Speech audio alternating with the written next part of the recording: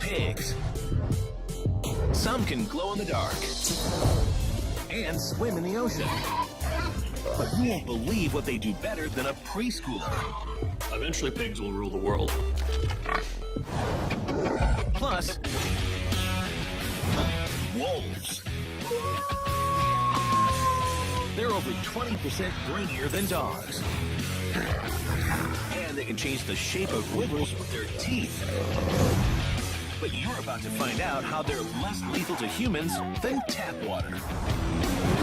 I don't want to say stop drinking tap water, but it could kill you.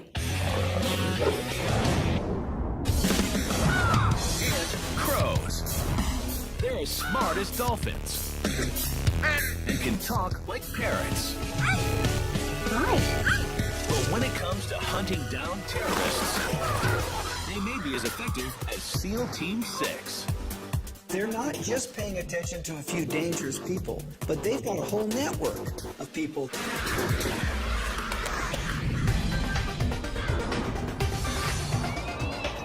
This is where savage meets science. And wild becomes wow.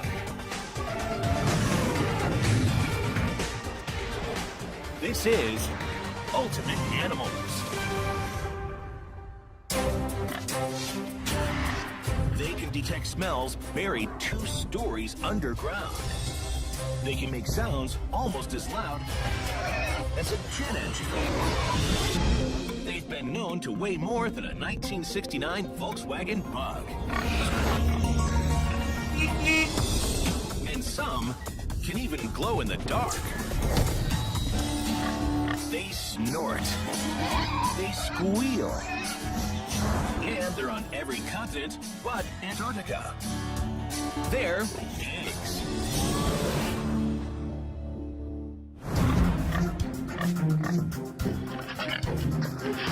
Pigs are some of the most interesting, fascinating, awesome animals out there. They're incredibly clever, they're incredibly fast, they're curious, they're fun, they're great animals. But a lot of people don't see swine for the amazing animals that they are. So we're about to put pigs through a series of challenges. Mini aptitude tests designed to flip how we feel about our porcine pals. It's only fitting that the battle should begin with the biggest of all pigs' foes. It's pig versus perception. The public's pretty incorrect in most of its perceptions about pigs. They think of pigs as dirty. They think of pigs as, sloppy, but pigs actually, in fact, are quite clean animals. Newborn piglets will leave their nest to relieve themselves elsewhere when they're only a few hours old. No diapers required. But if pigs are really so clean, then how do you explain this?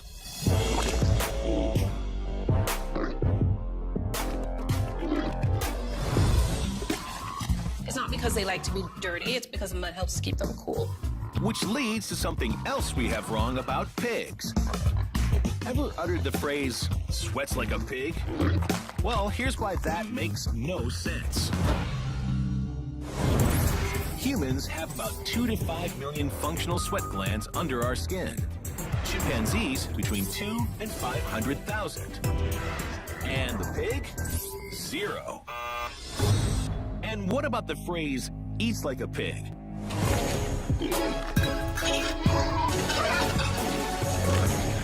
That one might be okay. For round 2 of our piggy reprogramming, we're bringing in man's best friend. It's pig versus dog. More specifically, the dog's nose. For years, dogs have been used to sniff out everything from drugs to bombs and even people. But theirs is not the only nose in town.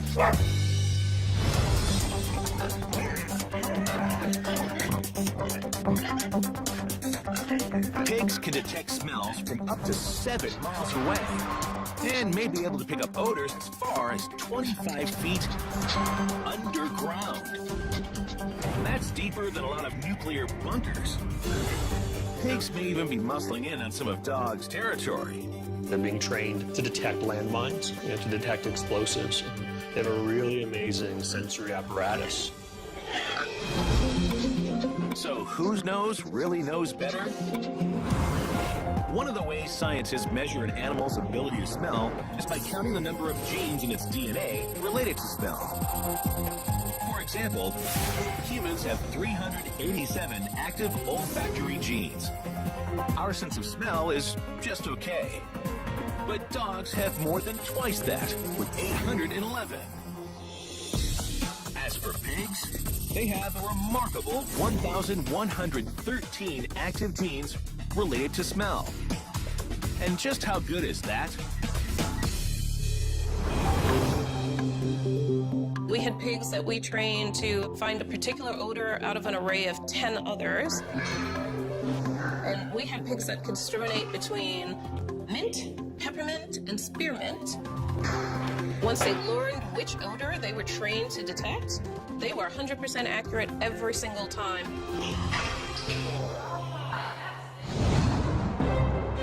So the winner of round 2? I tell you what, pigs are dogs. Pigs are dogs. I'm picking a pig.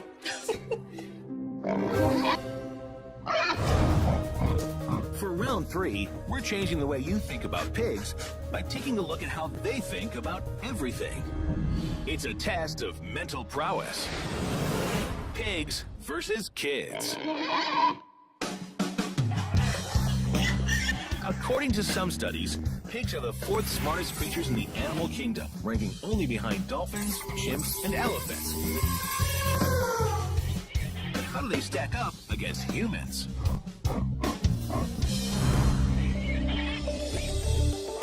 Piglets will recognize their own name just a few weeks after being born. It takes most human babies between 5 and 7 months, but it gets more advanced.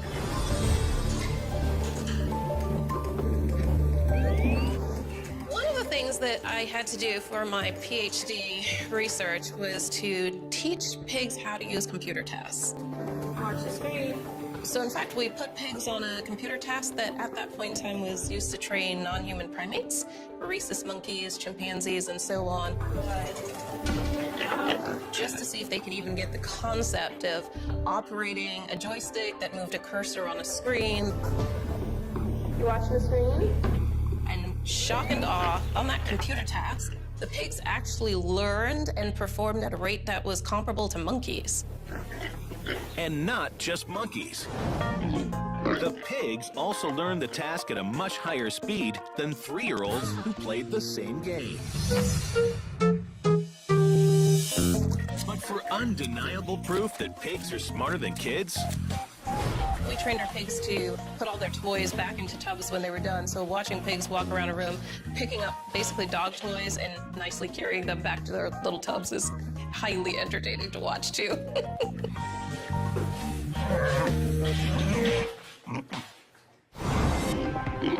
if that doesn't change the way pigs are perceived, consider this. They've been saving human lives for decades. And for round 4, pigs are taking on human diseases.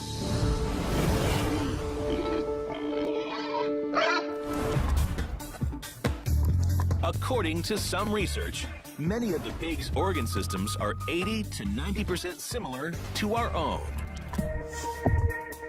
For years, doctors have researched using genetically modified pig hearts on humans in need of transplants. While primates are more closely related to us, adult pig hearts are closer in size to our own, carry a lower risk of infection than other primate hearts, and can likely be transplanted regardless of blood type. And it's not just a theory. Researchers recently transplanted a heart from a genetically modified pig into a baboon.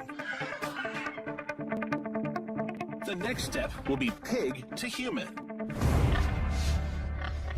If successful, it could save up to 1,000 lives in the U.S. every year. But lately, scientists have been illuminating the pig's life-saving abilities like never before. Meet the pigs that glow in the dark. In 2005, researchers at the National Taiwan University injected pig embryos with bioluminescent DNA from jellyfish. The results? The world's first fully glowing pigs. Scientists are developing methods for extracting green glowing stem cells from these pigs to use for tracing diseases inside the human body, without the need for biopsies or other invasive procedures. Pigs haven't always been used with such sophistication. In the not-so-distant past, pigs were used as instruments of war, squaring off against other armored animals. Can you guess which of these other animals the pig has had to face on the battlefield? Is it A, tigers, B, elephants, or C, lions?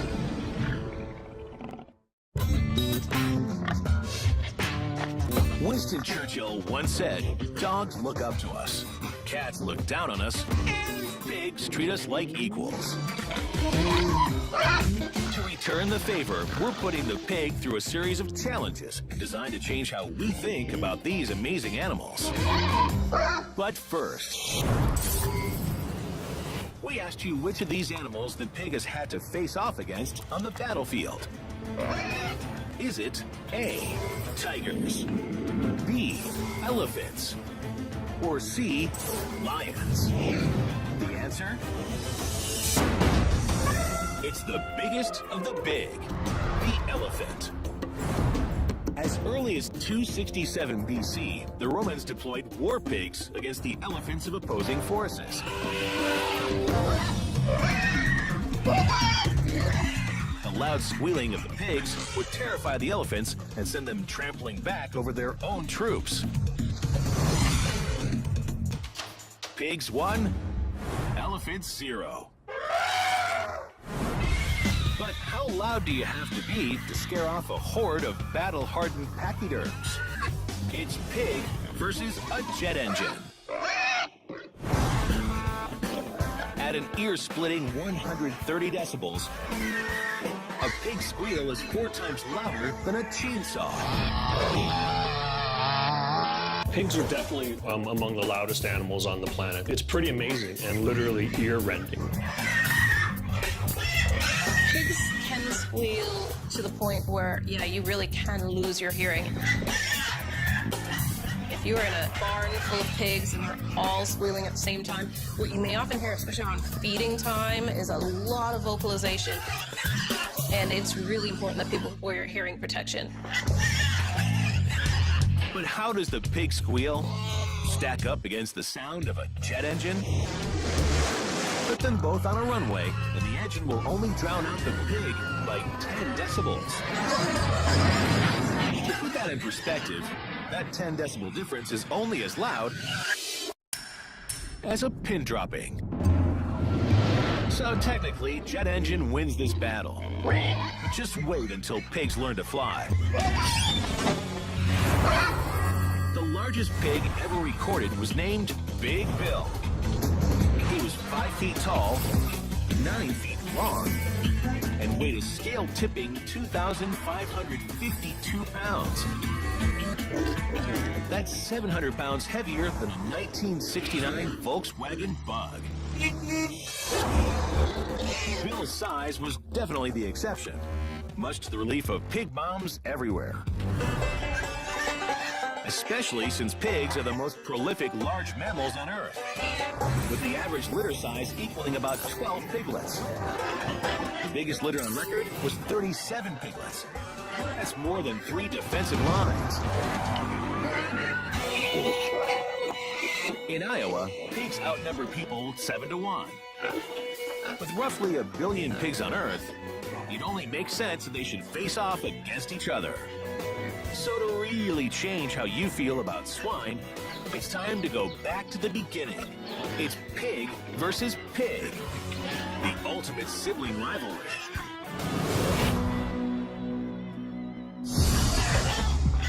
The fighting starts on day 1. Pigs establish hierarchies very, very early on in life, and what's really cool and interesting about them that many people might not know is when they come out, piglets actually pick a teat and keep it and defend it virtually for their entire time that they're with their moms. And since the teats at the front of mom's body produce the most milk, the firstborn pigs claim those right away. They come out with these nasty little razor-sharp needle teeth that they can use to basically fight each other off from, within the first few minutes of life. It's sad to be the back end of the litter because, 1, odds are you're not going to get a whole lot of milk, and 2, you're probably going to stay small relative to your siblings. Little sisters never get any respect. If all of these challenges haven't changed the way you think about pigs, maybe it's time to take a trip to Pig Island in the Bahamas. Somewhere along the way, someone brought a few pigs to the island. Now, they call it home. These guys learn that if they swim out, they get close to boats, people throw food at them. It just shows how clever pigs are. Pigs in paradise. They can solve puzzles better than some 5-year-old children. They hold funerals for their dead. They were part of the hunt for Osama bin Laden. They may just be the smartest birds in the world. Hello. Hello. Hello. Hello. And they live in our own backyards.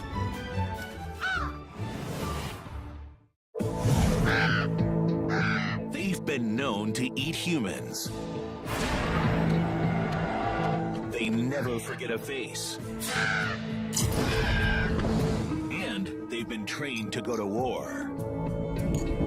They're ravens and crows. But don't be scared. Crows also like to play like puppies. And they're as brainy as apes. Forget the parrot. Hello? Crows and ravens might just be the smartest birds in the world. To back that statement up, we're examining all the ways in which crows and ravens transcend their scary rep by being so clever. And it all starts with this. Crows are smart enough to tell you off. No, right? Your ears do not deceive. Hello. Hello. Crows and ravens really can speak. And while Edgar Allan Poe turned talking blackbirds into something scary, the reality? I love you. When you raise captive crows, occasionally they will mimic people's voice. And often they only talk to one person. They're actually paying attention and trying to communicate, usually with a specific individual. Pet crows are said to get their owners' names in the form of specific sounds they only use around that person. I know, right? But in the wild, crows have their own unique way of communicating.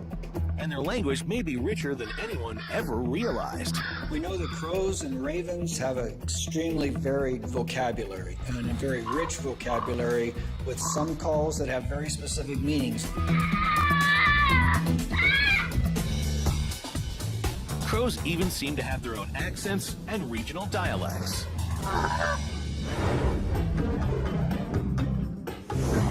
It was the great philosopher Groucho Marx who said, "I'd never forget a face, but in your case, I'll be glad to make an exception." Crows would probably appreciate that quote Because, no joke, some of them are so smart, they never forget a face.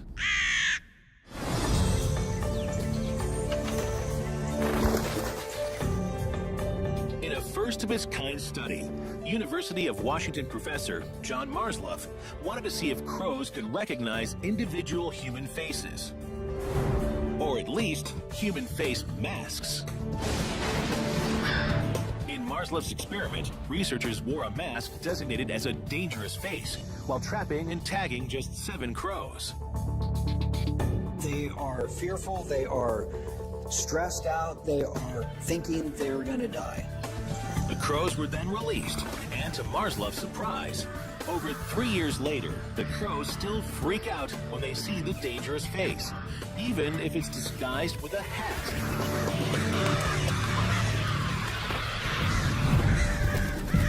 Even more incredible, though John only captured 7 birds in the original experiment, over 70% of the crows on campus now react anytime the mask is around. That means that not only did the original 7 birds remember the face, but they taught other crows to hate it too. I mean, it's like a culture has developed on our campus to hate this particular guy, this caveman. The alarm calling has increased in intensity over time. It has not faded.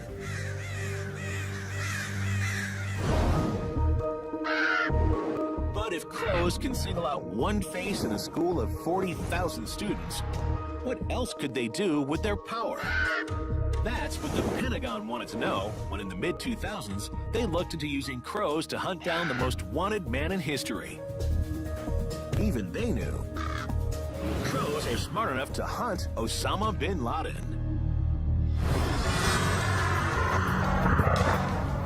Never mind SEAL Team 6.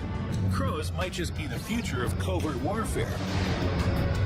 When the wars in Afghanistan and Iraq were in full swing, the U.S. military funded research into using a network of spy crows to find soldiers missing in action by studying pictures of their faces. But it didn't stop there. Based on John Marsloff's research at the University of Washington, the government actually looked into whether they could be helpful in finding Osama bin Laden.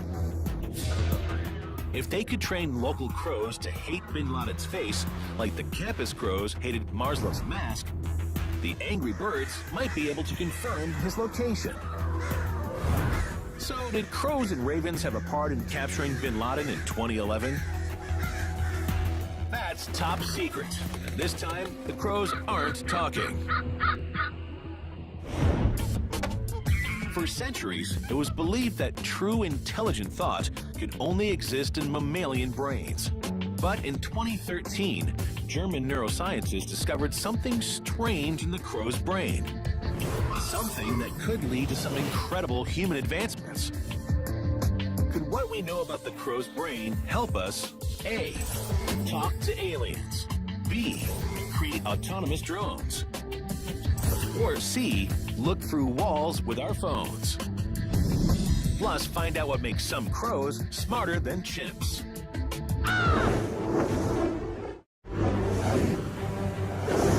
In 2013, neuroscientists in Germany wired electrodes to the brains of crows and monitored them while the birds solved a series of complex memory tests. What they found could lead to a pretty amazing human advancement.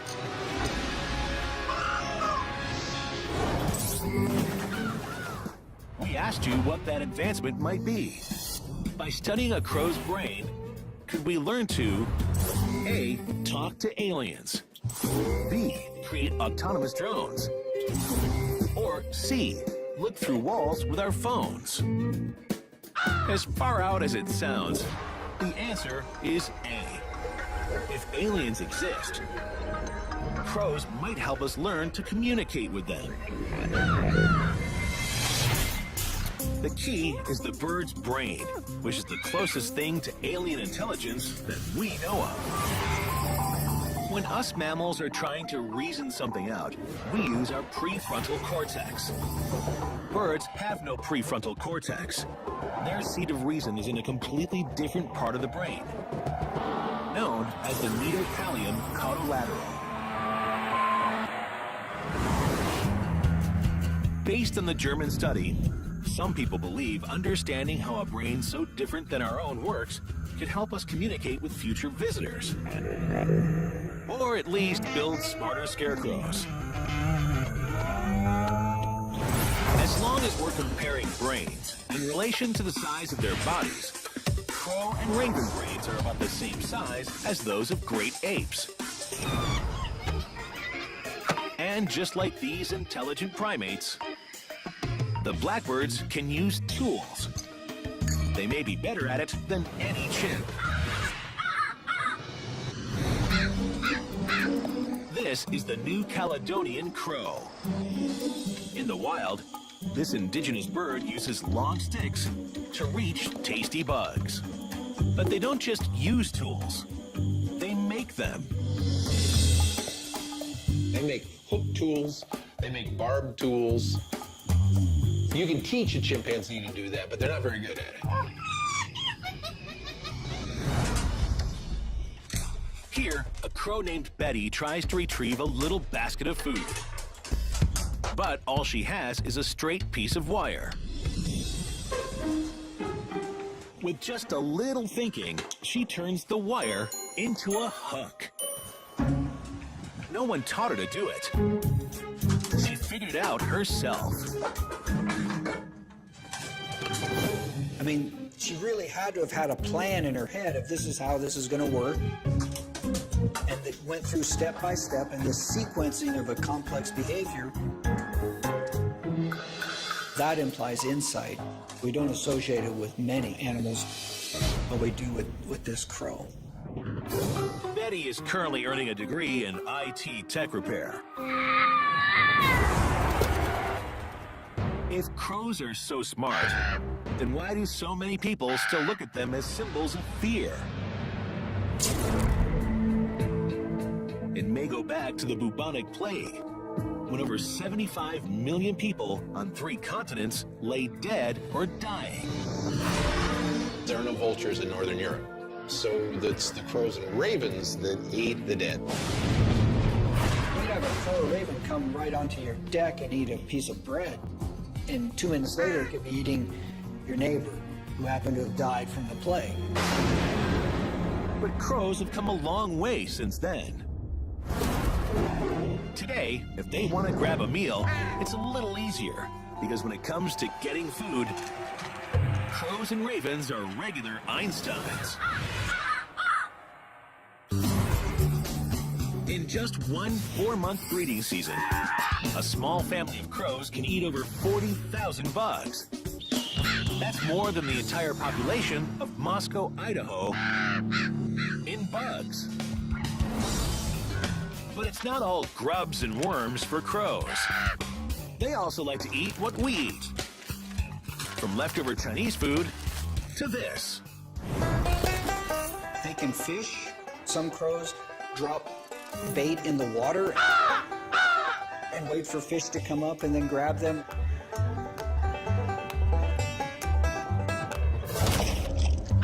Bon appetit! A taste for the finer things in life isn't the only way crows are like us. After a hard day's work, they like to cut loose too.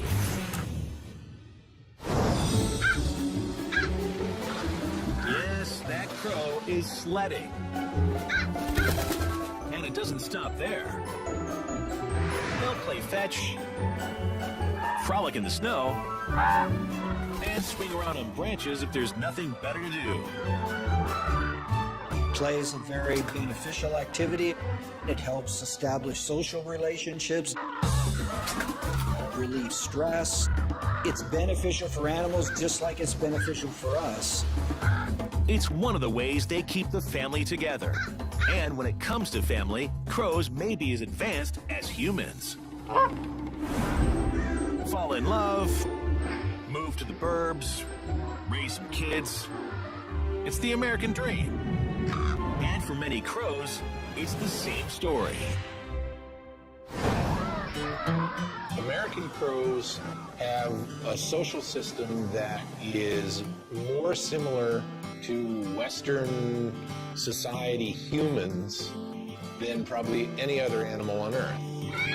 For instance, American crows mate for life. Crow couples stake out a piece of territory to raise their young. And when unclaimed real estate is hard to come by, crow kids will often live with their parents to help raise their younger siblings.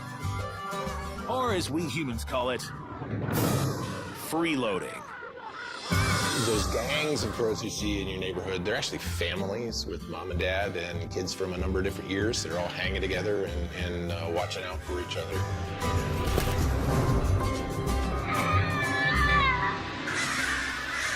And they really come together when there's a death in the family. Because when it comes to the end, crows and ravens may actually hold funerals for their dead.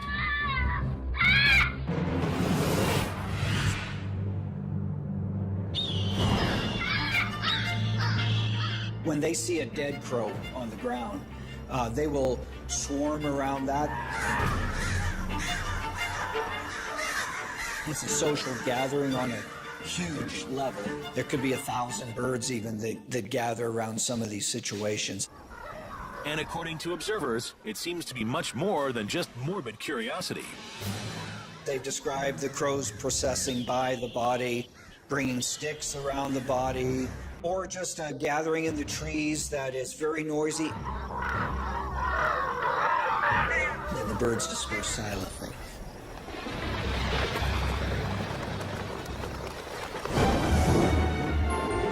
So maybe it's time we all pay our respects to the brainy birds in our backyard.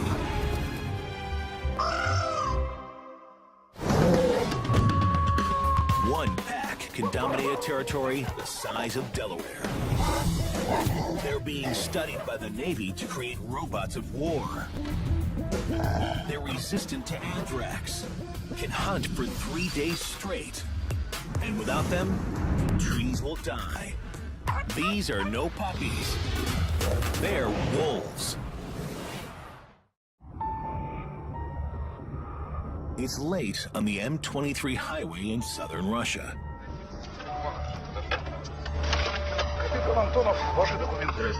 Traffic cops stop a man with a burnt-out headlight. The officer is prepared to let the driver go with a warning, but then he gets a warning of his own. Something is stirring in the shadows.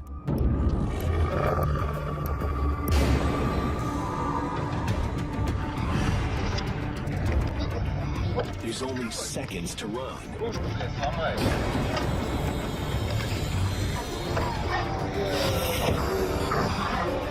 The wolves are coming.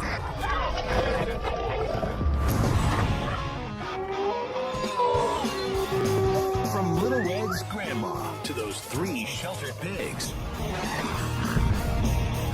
we've learned to fear the big bad wolf.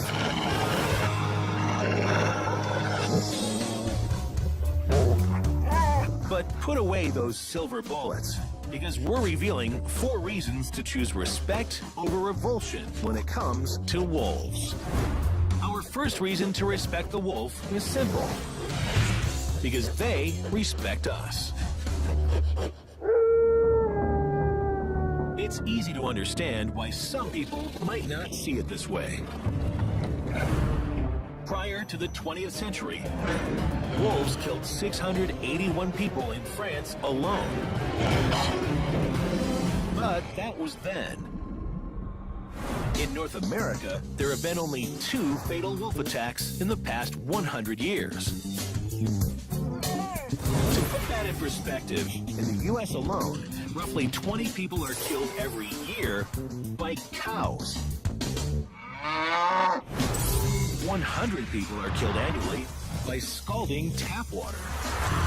That means your average faucet kills 98 more people in 1 year than wolves have killed in an entire century.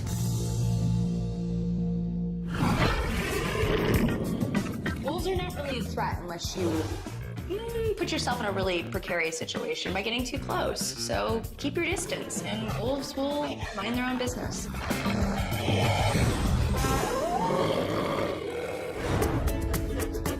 Whether it's the jumping Jack Russell or a bounding black lab, all domestic dogs come from gray wolves.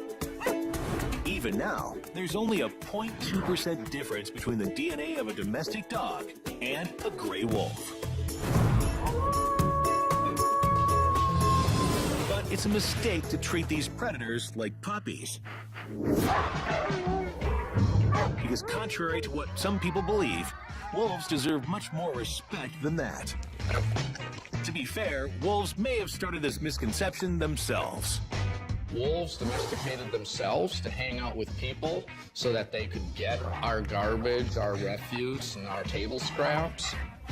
The more docile wolf with the smaller teeth, the floppier ears, the shorter face, people would have tolerated them. And so over time, their noses have shrunk, their teeth have shrunk, their behavior has changed dramatically from wild wolves. Wolves in the wild have remained very much the same. They're not docile. They're not domesticated. They're not dogs. They're bigger, over 2 times bigger than the beefiest German Shepherd. They're smarter. Wolves' brains are up to 30% larger, making them too clever to train. Some researchers believe domestic dogs only ever develop to the mental stage of a 10 to 30-day-old wolf puppy. So, because of their cunning and unpredictability, it's probably a good thing that it's illegal in all 50 states to own a pure wolf as a pet. I don't know if I'd want a 180-pound badass killer living in my living room. Then again, tap water could kill me. Okay, maybe I'll get a wolf for Christmas.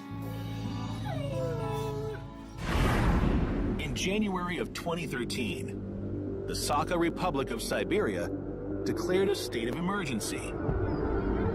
An unprecedented super pack of over 400 wolves invaded a small town of 1,300 people. That's almost 1 wolf for every 3 residents. In just 4 days, the super pack killed 30 horses.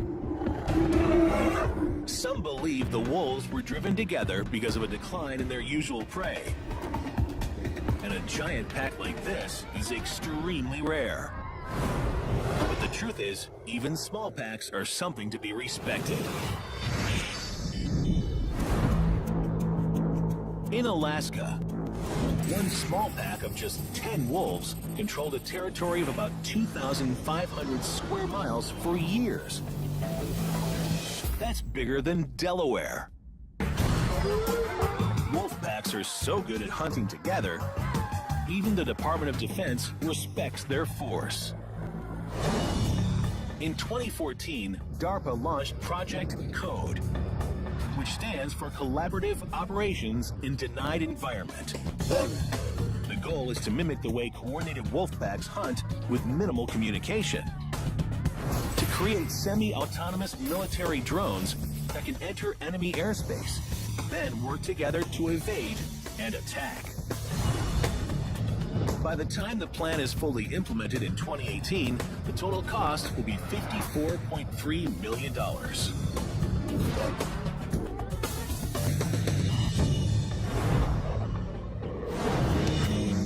For years, researchers gave the leader in a wolf pack the title Alpha Wolf. It seemed to make sense. Webster's even defines alpha as having the most power in a group of animals or people. But recently, there have been some changing thoughts about the term alpha wolf. Can you guess which of the following statements about alpha wolves is true?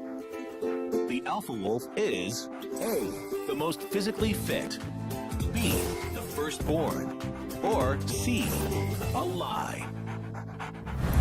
Plus, true or false, werewolves exist. In 1951, 135 French people were hospitalized and 6 people died after being attacked by werewolves.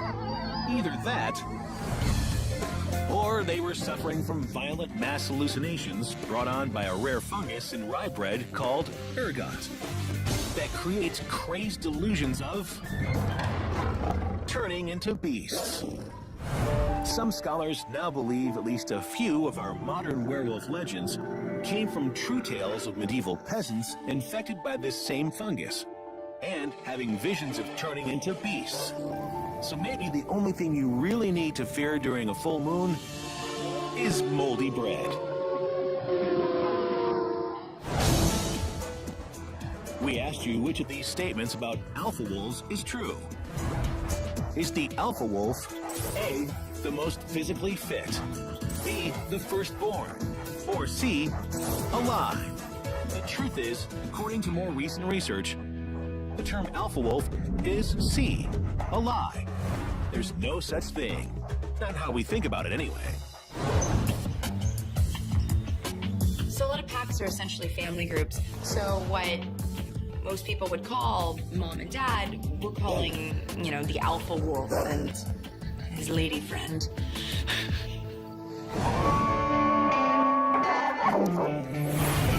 So they gave us dogs. What else are wolves good for? Even President Teddy Roosevelt, regarded as a hero to conservationists, famously called wolves a beast of waste and destruction. So, for our fourth and final reason to respect the wolf, we look at a world without them to see if it would really be a better place.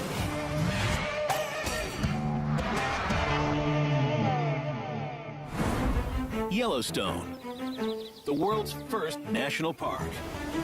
Nearly 35,000 square miles of pristine nature, with 67 different species of mammals, 322 different birds, and countless rare plants and trees. It is a true Eden on Earth. At least it is today. Between 1914 and 1926, under pressure from cattle and livestock industries, Congress allowed the last of Yellowstone's 136 wolves to be hunted into extinction. And then the unexpected happened. The land started changing. The trees began to disappear. A little over 2 decades after wolves, new tree growth drops to just 10% of what it was before their absence. 50 years after wolves, and those same trees are down to just 1%. Trees that once grew up to 98 feet tall now rarely reach a height beyond 2 feet. That's like turning the Sears Tower into a 4-story building. One of the major reasons the trees aren't growing? They're being devoured by one of the wolves' favorite meals, the elk. If you're an elk in Yellowstone, things are great. Elk will eat anything that's up to about 7 feet tall. So if you have a sapling that is growing up and hasn't made it to 7 feet yet, elk can come along and just eat it, and that tree will not become an adult and reproduce more trees. Without wolves to help keep them in check, the elk population explodes to 19,000 strong. And with each elk devouring 10 to 20 pounds of plants per day, that's 380,000 pounds of species-supporting habitat eaten every 24 hours. To put it in human terms, that would be like losing 2 to 4 single-level houses every day. The entire town of Danville, Iowa, would be wiped off the map in as little as 3 months.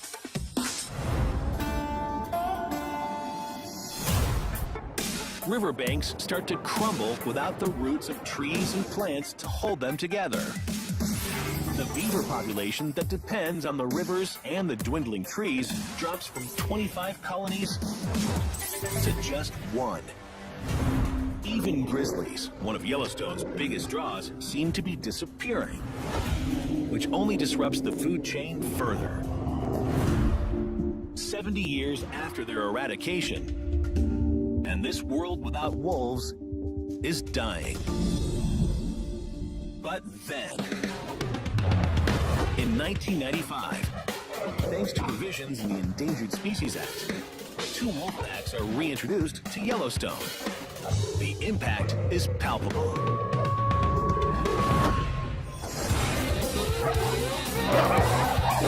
In just a little over 10 years, elk populations dropped 50.3% to a more sustainable 7,000 heads.